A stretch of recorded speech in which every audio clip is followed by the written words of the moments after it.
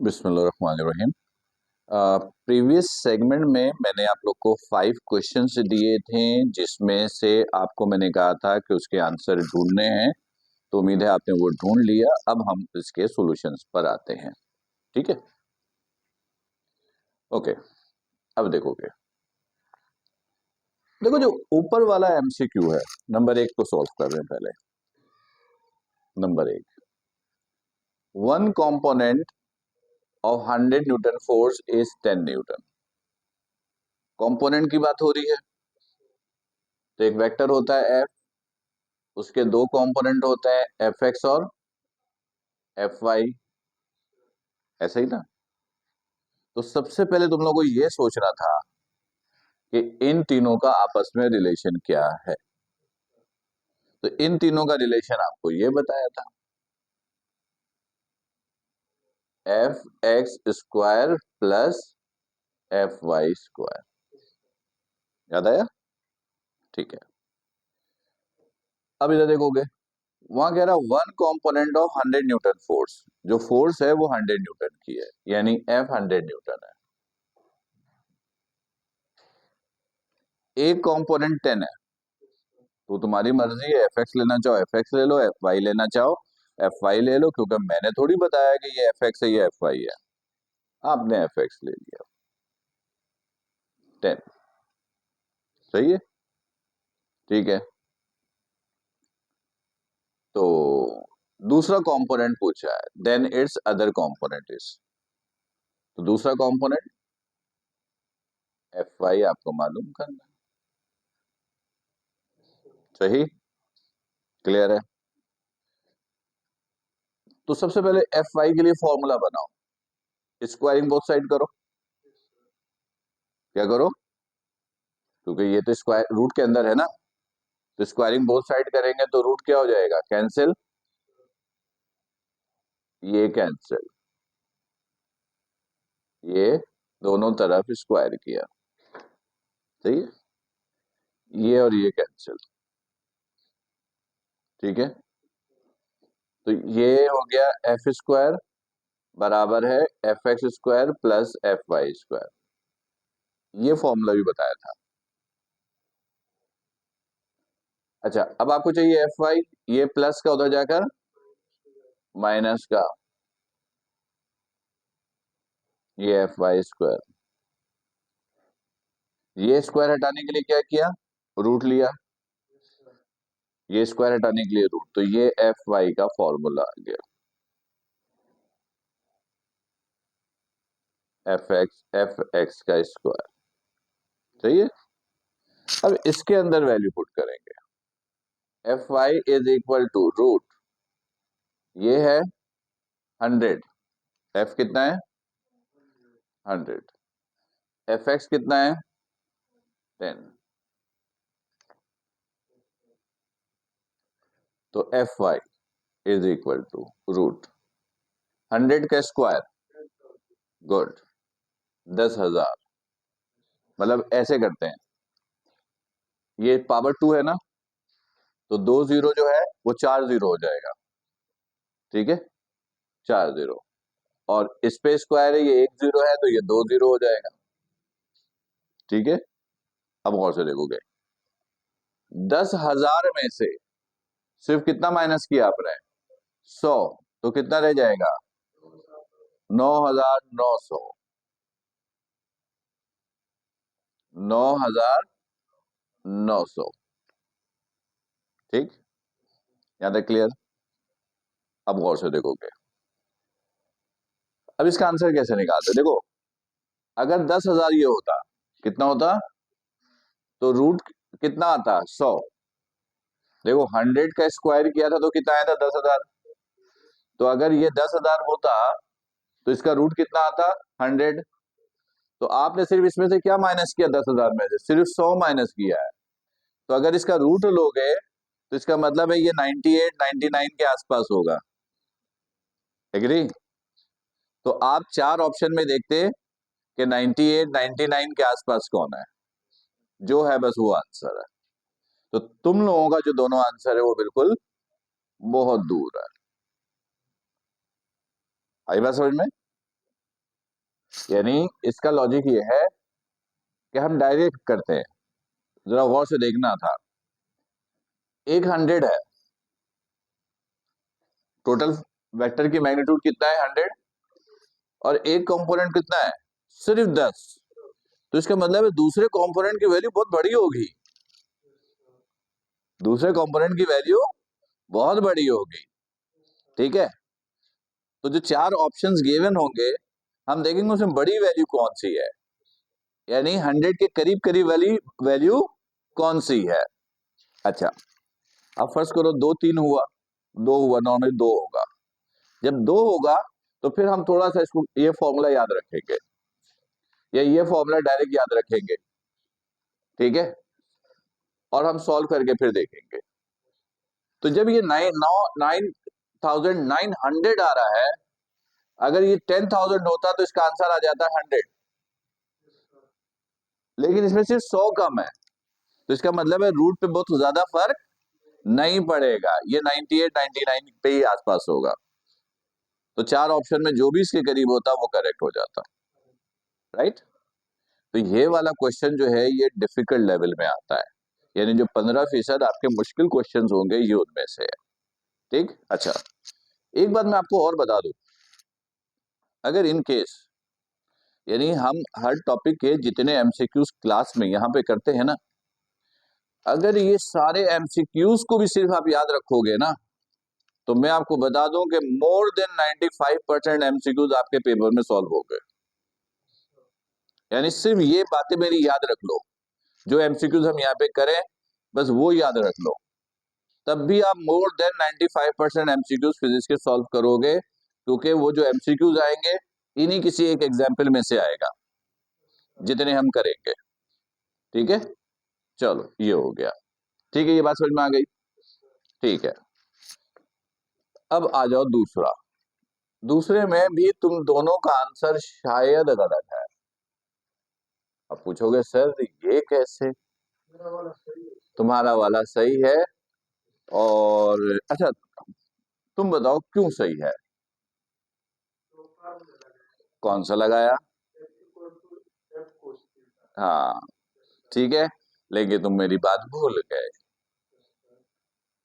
मैंने बोला था जब वेक्टर का एंगल एक्स एक्सिस से हो, अब याद करना शायद मेरी बात याद आ जाए, अगर ये एफ यहां से है तो एफ एक्स होगा एफ कॉस थीटा, और एफ वाई होगा एफ साइन थीटा। लेकिन मैंने ये भी बताया था साथ में कि अगर एक वेक्टर का एंगल वाई एक्सिस से हो तो ये फॉर्मूला रिवर्स हो जाता है। याद आया, यानी कि एफ एक्स हो जाएगा एफ साइन थीटा और एफ वाई हो जाएगा एफ कॉस थीटा। तुम इसको भूल गए, इसलिए गलती हो गई। मैंने इस एमसीक्यू में एफ गिवन है 10 न्यूटन, थीटा गिवन है 60 डिग्री, लेकिन वाई एक्सिस से, वाई एक्सिस से, और एक्स कंपोनेंट मैंने पूछा है, तो फॉर्मूला ये है, यानी एफ एक्स बराबर है एफ साइन थीटा। एफ कितना है 10 और थीटा कितना है 60। साइन 60 की वैल्यू मैंने याद करने के लिए बोला था न,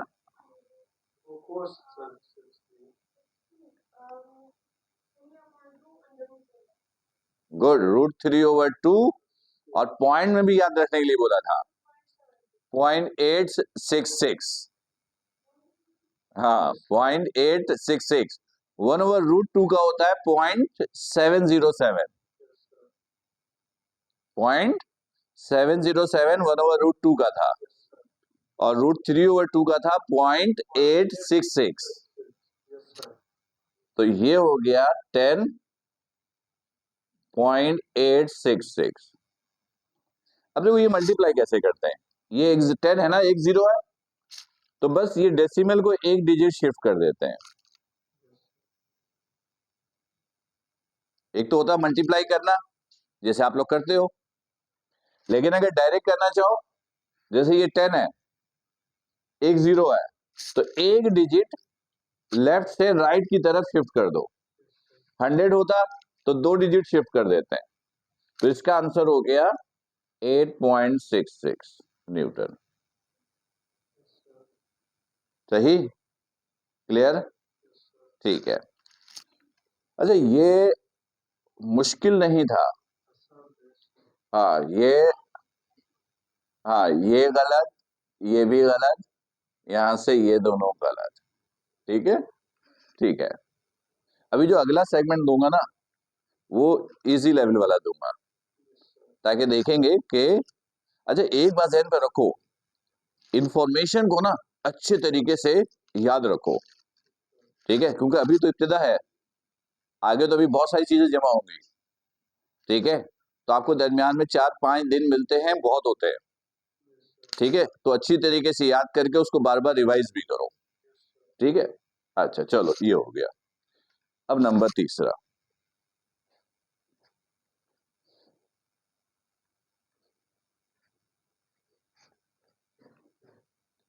नंबर थर्ड।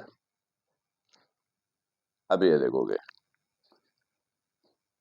नंबर तीसरा, a is equal to i minus j है, और एंगल इसका चाहिए एक्स एक्सिस से। एंगल चाहिए एक्स एक्सिस से। अब ये कैसे निकलेगा? इधर देखोगे, कोई भी फॉर्मूला इस्तेमाल कर लो एक्स एक्सिस वाला। जैसे वेक्टर होता है F, F x F cos theta, F y F sine theta. X axis से एंगल चाहिए, तो मैंने ये यूज कर लिया, ए एक्स बराबर है ए कॉस थीटा। ये थीटा एंगल होता है एक्स एक्सिस से। सही है? तो थीटा निकालने के लिए दो चीजें चाहिए, ए एक्स चाहिए और ए चाहिए। इस वेक्टर में देख के बताओ एक्स कंपोनेंट की वैल्यू कितनी है? 1। गुड, चलो ये आ गया 1। ए की वैल्यू कितनी है? √2। सिखाया था, सिखाया था। ये वेक्टर है ए, आई माइनस जे, इसका मैग्नीट्यूड चाहिए, तो इधर मॉड लगाने के लिए बोला था, इक्वल लगाने के लिए बोला था, रूट लेने के लिए बोला था, और तीनों कंपोनेंट के स्क्वायर का सम लेने के लिए बोला था। यहां दो है तो दो को लेंगे। एक्स की वैल्यू कितनी है? 1, और वाई की वैल्यू कितनी है? -1। मॉड ए को सिर्फ ए भी लिख सकते हो। 1 का स्क्वायर 1, -1 का स्क्वायर 1, क्योंकि स्क्वायर होने की वजह से माइनस प्लस हो गया, और 1 के ऊपर पावर कुछ भी हो 1, कितना आ गया? √2। सही है? तो यह लिखा √2 कॉस थीटा। √2 मल्टीप्लाई इधर आकर क्या होगा? डिवाइड 1/√2, ये बराबर हो गया कॉस थीटा। सही है? अब देखना, अब यहां से थीटा निकालना है। यहां तक सही है? तुम लोग को यहां तक पहुंचना चाहिए था, यहां तक पहुंचना चाहिए था। इसके बाद की चीजें सीखना आज का काम था। तो अगर तुम लोग यहां तक नहीं पहुंचे, तो इसका मतलब है कि पिछले लेक्चर की प्रैक्टिस थोड़ी कम है। ये बात समझ में आ रही है मैं क्या बोल रहा हूं? हाँ, एक्चुअली में तुम लोग को बात समझ में आनी चाहिए कि कम है तो क्यों कम है। यहां तक की चीजें तुम यहां तक पहुंचना चाहिए था। चलो ठीक है, अब इधर देखोगे, अब यहां से एंगल निकालने का तरीका। अब यहां से तो कैलकुलेटर यूज होता है, अब कैलकुलेटर के बगैर मैंने कुछ वैल्यूज याद कराएंगे, sin 0 cos 0, है ना? गुड। अब सोचोगे कि यहाँ थीटा की वैल्यू क्या हो कि रिजल्ट 1/√2 आए, तो 45। साइन में भी 45, कॉस में भी 45 होता है, तो ये कॉस है, मतलब थीटा 45 होगा तो ये आएगा। इसका मतलब है theta is equal to 45 degree, right. तो ये तो जेड बिल्कुल सही क्लिक किया है इस आलिया का। ये समझ में आया। तो इसमें आज ये पॉइंट सीखना था कि अगर ट्रिग्नोमेट्रिक रेशियो की कोई वैल्यू हो तो उसमें से थीटा की वैल्यू कैसे पता करते हैं, राइट। तो ये हुआ 45 डिग्री, इसलिए ये दोनों फिर गलत। सही, ठीक। अच्छा, चलो अब इसको मिटाते हैं।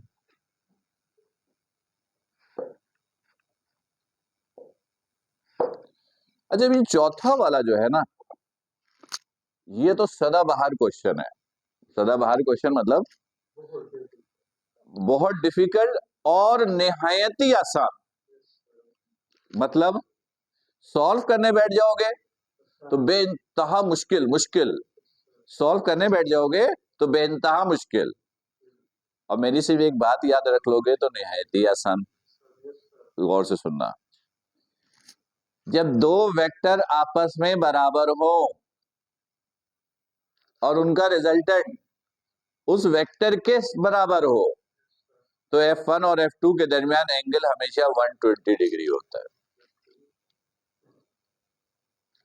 फिर सुनो, जब दो वेक्टर बराबर F1 F2 बराबर, उनका रिजल्टेंट कौन है? F। F F1 F2 के बराबर है। तो जब तीनों बराबर हो जाए, दोनों वेक्टर भी और रिजल्टेंट भी तीनों बराबर हो जाए, तो F1 और F2 के दरमियान एंगल कितने का होता है? 120 डिग्री। 120। अभी निकाल के भी दिखाते हैं।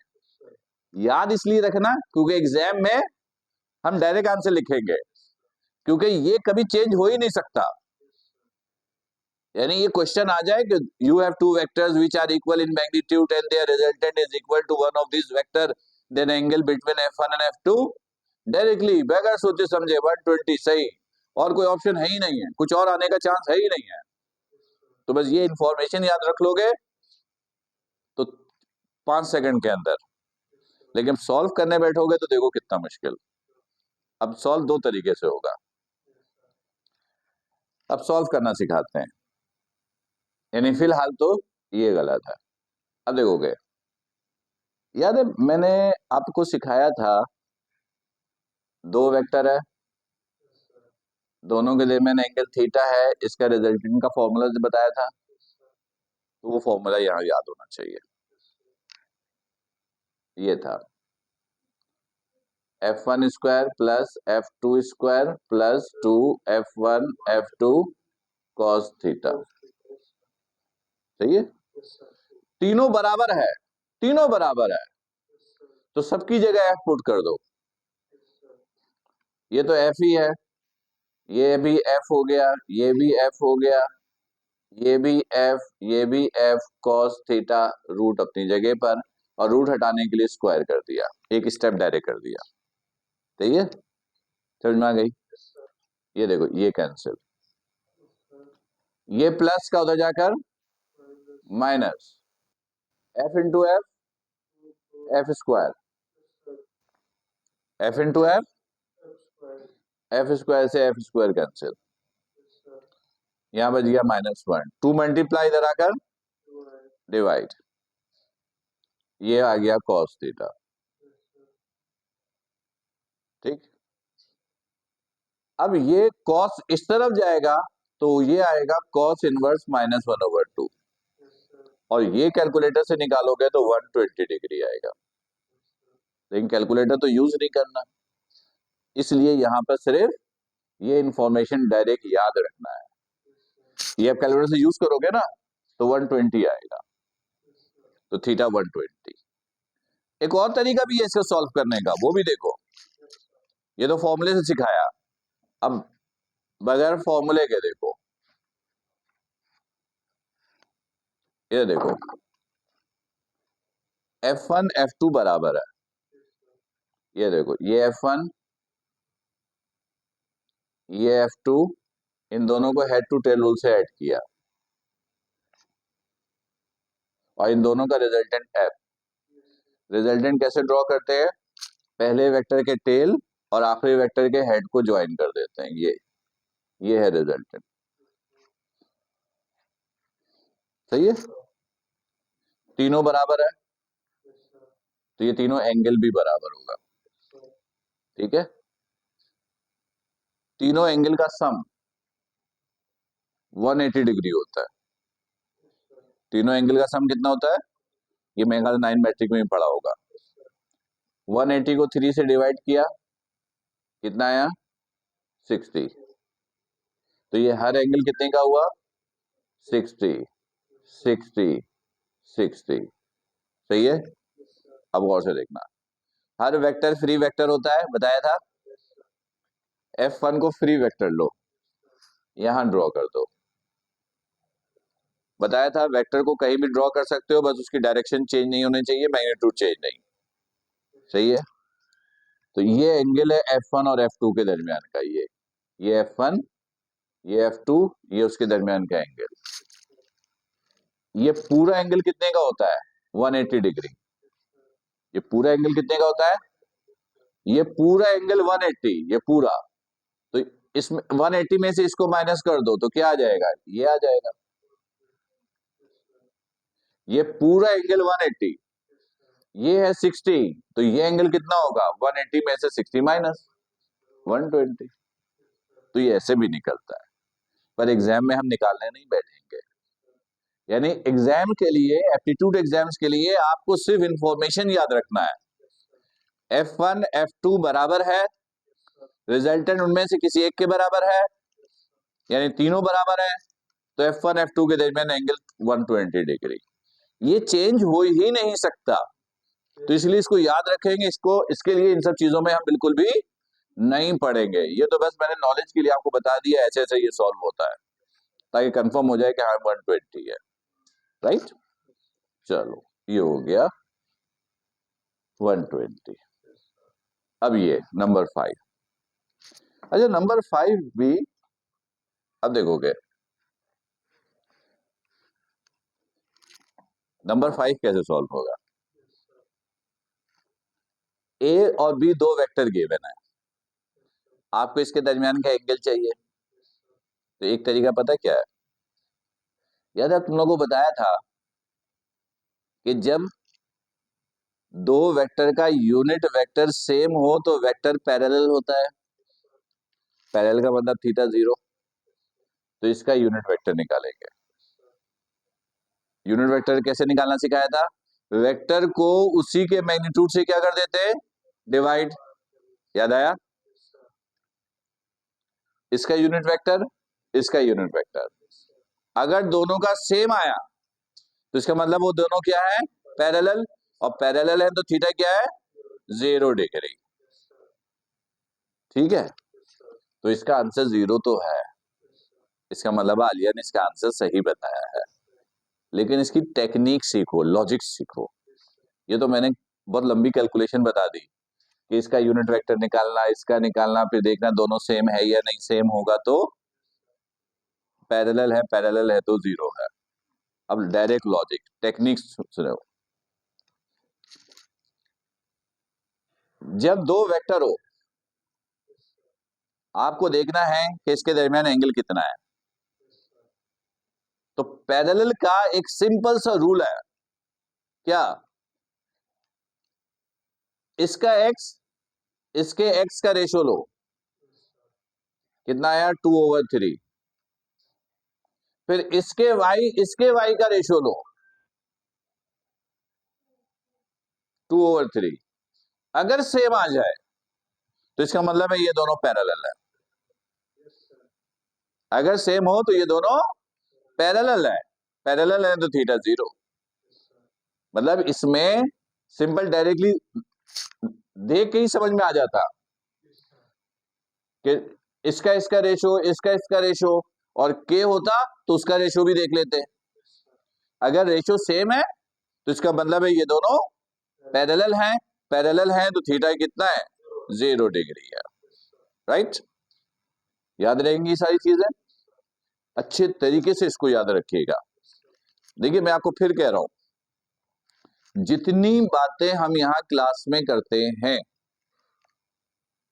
चाहे वो इंफॉर्मेशन की हो और उस बेसिस पे जो एमसीक्यूज हम सॉल्व करते हैं, अगर आप सिर्फ इन्हीं की अच्छी प्रैक्टिस कर लो, अच्छी तरीके से मेमोराइज कर लो चीजों को, तो मैं फिर कह रहा हूं गारंटेड है कि फिजिक्स के मोर देन 95% एमसीक्यूज मेरे इन्हीं अल्फाजों में से होंगे, यानी इनमें से ही होंगे कोई। राइट? क्लियर है ये बिल्कुल? चलो अगले सेगमेंट पे आते हैं।